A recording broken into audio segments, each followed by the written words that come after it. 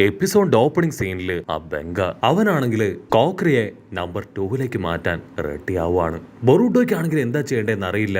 Boruto മീറ്റ്സുകയോട് അവിടുന്ന് രക്ഷപ്പെടാൻ എന്തെങ്കിലും വഴിയുണ്ടോ ചോദിക്കും. മീറ്റ്സുകയാണെങ്കിൽ ഒരു വിസിലടിച്ച് ആ പ്രിസണിന് ചുറ്റും പാറി നടന്ന പക്ഷികളെല്ലാം ഇപ്പൊ വിൻഡോയുടെ അടുത്തേക്ക് വിളിച്ചു വരുത്തും. ഉടനെ ബൊറൂട്ടോ ആണെങ്കിൽ ഒരു ചെറിയ വിൻഡോ ഓപ്പൺ ചെയ്യും. അതിനുശേഷം ഒരുപാട് ഫുഡൊക്കെ അവിടെ മുഴുവൻ വിതറും. വിൻഡോയിലൂടെ അകത്തേക്ക് വന്ന ബേർഡ്സ് അവറ്റകളാണെങ്കിൽ ആ ഫുഡൊക്കെ കഴിച്ച് അവിടെ മുഴുവൻ കാഷ്ടിച്ച് വൃത്തികേടാക്കും. ഉടനെ ഒരു സോൾജിയർ അവിടേക്ക് വന്ന് ഇപ്പൊ ബൊറൂട്ടോയോടും മീറ്റ്സുകയോടും കോക്രിയോടും അവിടെ മുഴുവൻ വൃത്തിയാക്കാൻ പറയും.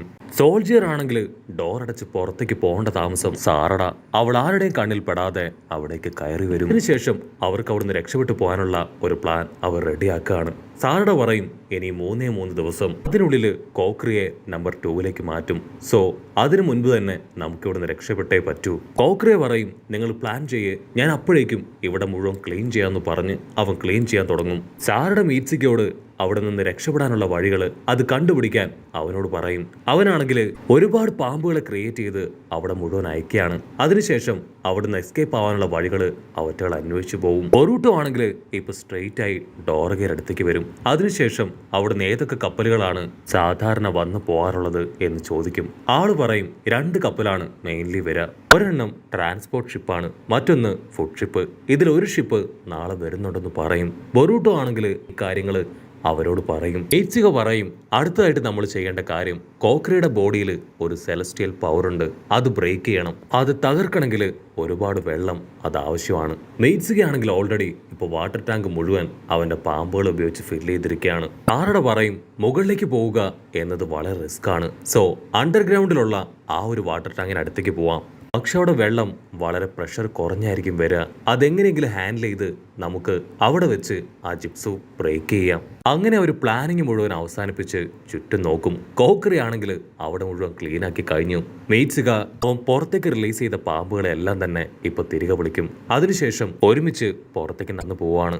സാറുടെ ഇപ്പൊ ദൂരത്തായിട്ട് ഒരു ബിൽഡിംഗ് കാണിച്ചു കൊടുക്കും. ഞാൻ അവിടേക്ക് ലൈറ്റ് അടിക്കും. അങ്ങനെ അടിച്ചു കഴിഞ്ഞാൽ പ്ലാനും സാഹചര്യം ഒക്കെ ഓക്കെയാണ്, നമുക്ക് നമ്മുടെ മിഷൻ സ്റ്റാർട്ട് ചെയ്യാം എന്നായിരിക്കും അതിനർത്ഥം. അവരങ്ങനെ കാര്യമായിട്ട് പ്ലാൻ ചെയ്യുമ്പോഴായിരിക്കും അതെല്ലാം കേട്ട് ആ കെടാമ അവനിപ്പോ മെയ്റ്റ്സികയുടെ ഒരു പാമ്പുമായിട്ട് അങ്ങനെ നിൽക്കുന്നത് കാണാം. മെയ്റ്റ്സിക പറയും അവന്റെ കാര്യം ഓർത്ത് നിങ്ങൾ ടെൻഷൻ ആവണ്ട, അവന്റെ കാര്യം ഞാൻ നോക്കിക്കോളാം എന്ന് പറഞ്ഞ് മെയ്റ്റ്സിക അവന്റെ പിന്നാലെ പോകും. മെയ്റ്റ്സിക അവന്റെ സ്നേക്ക് പവർ വെച്ച് ഇപ്പൊ അവനെ പിടിച്ചു വലിച്ച് ലോക്ക് ചെയ്യും. മെയ്റ്റ്സിക ചോദിക്കും ഞങ്ങൾ പറഞ്ഞ കാര്യങ്ങളൊക്കെ നീ കേട്ടോ, നീ ഞങ്ങളെ ഒറ്റിക്കൊടുക്കോ? പക്ഷെ അവനാണെങ്കിൽ ക്യാഷ്വലായിട്ട് പറയും എനിക്ക് അതിന്റെ ആവശ്യമൊന്നുമില്ല, നിങ്ങൾ പറഞ്ഞത് ഞാൻ ശ്രദ്ധിച്ചിട്ടില്ല. പക്ഷെ മെയ്റ്റ്സികയ്ക്ക് അറിയാം അവൻ അവന്റെ ഫ്രണ്ടിനെ പോലും ഒറ്റിക്കൊടുത്തവനാണ്. ഉറപ്പായാലും അവന്റെ ഭാഗത്തുനിന്ന് ഒരു ചതി അത് പ്രതീക്ഷിക്കാം. അപ്പോഴായിരിക്കും അവൻ പറയാ എന്റെ ബെസ്റ്റ് ഫ്രണ്ടിനെ അവനെ ഞാൻ ഒറ്റിക്കൊടുക്കുകയായിരുന്നില്ല, അവനെ ഞാൻ കൊല്ലുകയായിരുന്നു ചെയ്തത്. അവിടുന്ന് അങ്ങനെ ബ്ലാക്ക് ഔട്ട് ചെയ്ത ഫ്ലാഷ് ബാക്കിൽ കെടാമയും അവന്റെ ഫ്രണ്ടും അവർ രണ്ടുപേരും ആ പ്രിസണിൽ നിന്ന് പുറത്തു കടക്കാനായി കാര്യമായിട്ട് എന്തൊക്കെയോ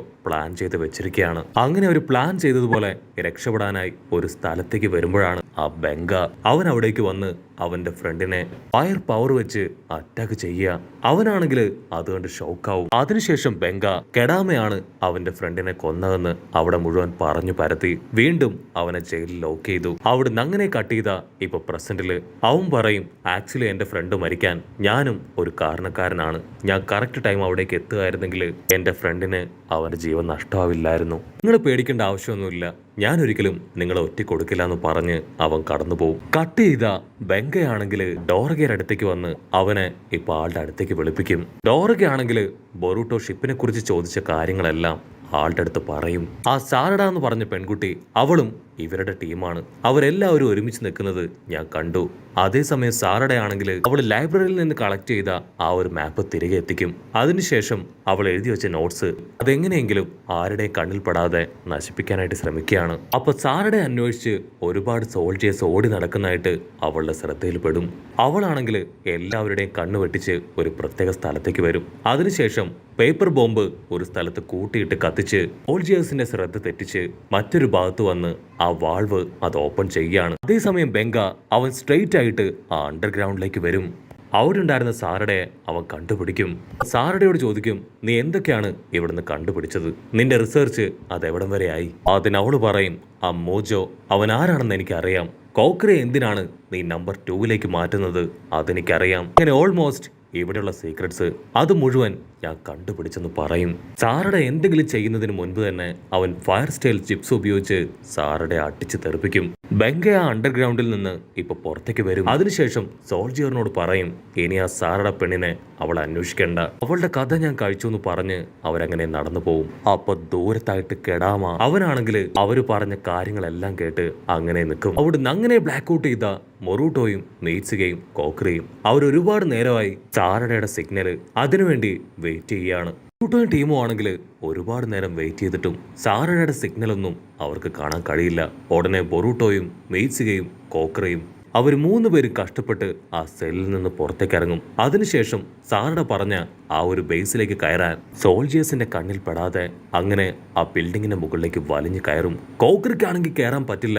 അത് കണ്ട് ബൊറൂട്ടോ അവനെ പിടിച്ചു വലിച്ച് മുകളിലേക്ക് കയറ്റും. ഒരു ഭാഗത്ത് മെയ്റ്റ്സുക ആണെങ്കിൽ അവന്റെ പാമ്പിനെ വെച്ച് എവിടെയൊക്കെ സോൾജിയേഴ്സ് ഉണ്ടെന്ന് കറക്റ്റായിട്ട് കണ്ടെത്തും. അതിനുശേഷം സേഫായ വഴിയിലൂടെ വന്ന് ബേസിലേക്ക് പോകേണ്ട ചെറിയൊരു കിടങ്ങ് അതിന് ഡോർ ഓപ്പൺ ചെയ്ത് ഇപ്പൊ അവർ 3 പേരും അതിലൂടെ താഴേക്ക് ഇറങ്ങും. കോക്രി ആണെങ്കിൽ അപ്പോഴും അവിടെ എവിടെയോ തട്ടി താഴേക്ക് പോകുന്നുണ്ട്. അതേസമയം ഇവിടെ സാറട അവൾക്കാണെങ്കിൽ ഇപ്പോഴും ബോധം വീണിട്ടില്ല. കട്ട് ചെയ്ത ആ വില്ലൻ പോലീസ് ആളിപ്പോ സാറടയുടെ റൂം മുഴുവൻ അരിച്ചു പെറുക്കാണ്. അവൾ ഓൾറെഡി കളക്ട് ചെയ്ത് വെച്ചിരിക്കുന്ന ഇൻഫർമേഷൻസ്, അവർക്ക് രക്ഷപ്പെട്ടു പോകാനുള്ള ആ ഒരു പ്ലാൻസ്, അത് മുഴുവൻ ആളിപ്പോ കയ്യോടെ പൊക്കും.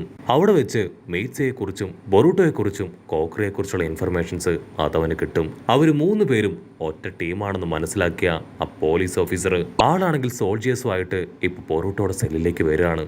അവൻ കൈവച്ച് ബൊറൂട്ടോയെ ആഞ്ഞടിക്കും. ആ ക്ലൗണ് അത് ഓൺ ദ സ്പോട്ട് തകർന്നു പോകും. വില്ലൻ ബെങ്കയാണെങ്കിൽ ചുറ്റും നോക്കും.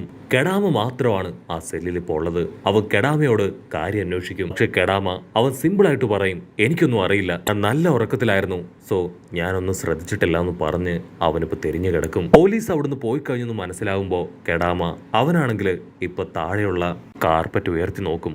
ആക്ച്വലി താഴെ വലിയൊരു ദ്വാരം ഇട്ടാണ് നമ്മുടെ ആൾക്കാർ രക്ഷപ്പെട്ടു പോയത്. അതേസമയം ഇവിടെ ബൊറൂട്ടോയ്ക്ക് അവന്റെ ഷാഡോ ക്ലൗൺ ബ്രേക്ക് ആയത് മനസ്സിലാവും. പോലീസുകാര് അവർ രക്ഷപ്പെട്ടു പോയ കാര്യം മനസ്സിലാക്കിയെന്ന് ബൊറൂട്ടോയ്ക്ക് പിടികിട്ടും. ബൊറൂട്ടോ ആണെങ്കിൽ അവരെയും കൂട്ടി ഉഷാറായിട്ട് ഓടാൻ തുടങ്ങും. കട്ട് ചെയ്ത സാറടയ്ക്ക് ബോധം വീഴും. അവൾ പതിയെ എഴുന്നേറ്റ് ചുറ്റും നോക്കും. മറ്റൊരു ഭാഗത്ത് ബെങ്ക ആണെങ്കിൽ ആ വാട്ടർ ലെവലൊക്കെ കൺട്രോൾ ചെയ്യുന്ന റൂമിലേക്ക് വരും.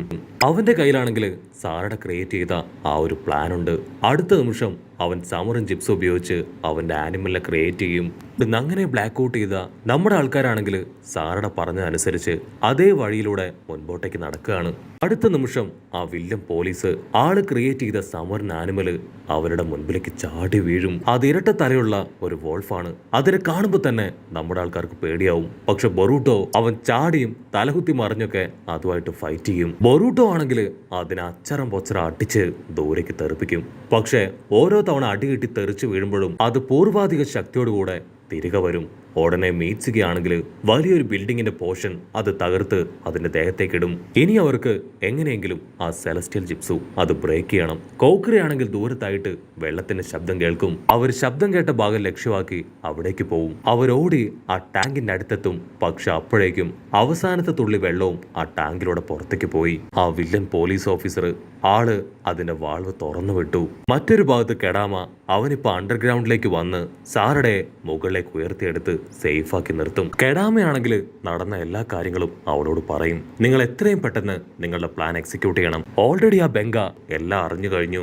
കെടാമയാണെങ്കിൽ ഇപ്പോൾ അവൾക്ക് പോകാനുള്ള വഴി കാണിച്ചു കൊടുക്കും. സാറട അവളിപ്പോ അതുവഴി ഉഷാറായിട്ട് ഓടി ആ ടാങ്കിന്റെ അടുത്തേക്ക് വരും. അവിടെയാണെങ്കിൽ നമ്മുടെ ആൾക്കാരില്ല. മാത്രമല്ല ആ ടാങ്കില് വെള്ളം ഉണ്ടാവില്ല. മറ്റൊരു ഭാഗത്ത് നമ്മുടെ ആൾക്കാരാണെങ്കിൽ അവിടുന്ന് പുറത്തു കിടക്കാനായിട്ട് ഒരുപാട് ശ്രമിക്കും. പക്ഷെ കോക്രിയുടെ ബോഡിയിൽ ആ ഒരു ജിപ്സു അതുള്ളതുകൊണ്ട് തന്നെ അവനെ കൊണ്ട് അത് ക്രോസ് ചെയ്യാൻ പറ്റില്ല. കറക്റ്റ് ടൈമില് ആ വില്ലൻ പോലീസ് ഓഫീസറും അവന്റെ സമറിന് ആലുവലും അവർ 2 പേരും അവിടേക്ക് വരാണ്. കോക്രി ആണെങ്കിൽ അവരെ കണ്ട് പേടിച്ച് എങ്ങനെയെങ്കിലും അവിടുന്ന് പുറത്തേക്ക് പോകാൻ പറ്റുമോ ശ്രമിക്കും. പക്ഷെ അവൻ ആ സീലിംഗ് ക്രോസ് ചെയ്യും. ഉടനെ അവന്റെ ബോഡി മുഴുവൻ ഇപ്പൊ തീ കത്താനായിട്ട് ആരംഭിക്കും. അപ്പോഴായിരിക്കും നമ്മുടെ സാറട അവളിപ്പോ അവിടേക്ക് വരിക.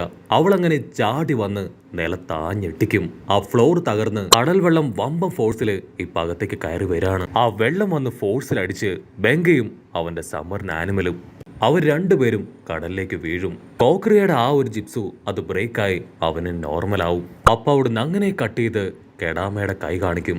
അവന്റെ ബോഡിയും ആ വെള്ളത്തിൽ ടച്ചായി അവന്റെ ബോഡിയിലുണ്ടായിരുന്ന സീലിംഗ് അത് ബ്രേക്കായി കഴിഞ്ഞു. കട്ട് ചെയ്ത ബെങ്ക അവൻ എങ്ങനെയൊക്കെയോ തിരികെ എത്തി ആ സുക്കിയുടെ അടുത്തേക്ക് വരാണ്.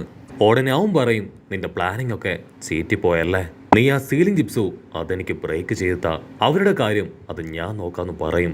ഉടനെ ആ ഓഫീസർ ആണെങ്കിൽ ആ കാർഡ് ഉപയോഗിച്ച് അവന്റെ സെൽ ഓപ്പൺ ചെയ്ത് പുറത്തേക്ക് കൊണ്ടുവരും. അതിനുശേഷം അവന്റെ ബോഡിയിലുള്ള സീലിംഗ് അതങ്ങനെ ബ്രേക്ക് ചെയ്യും.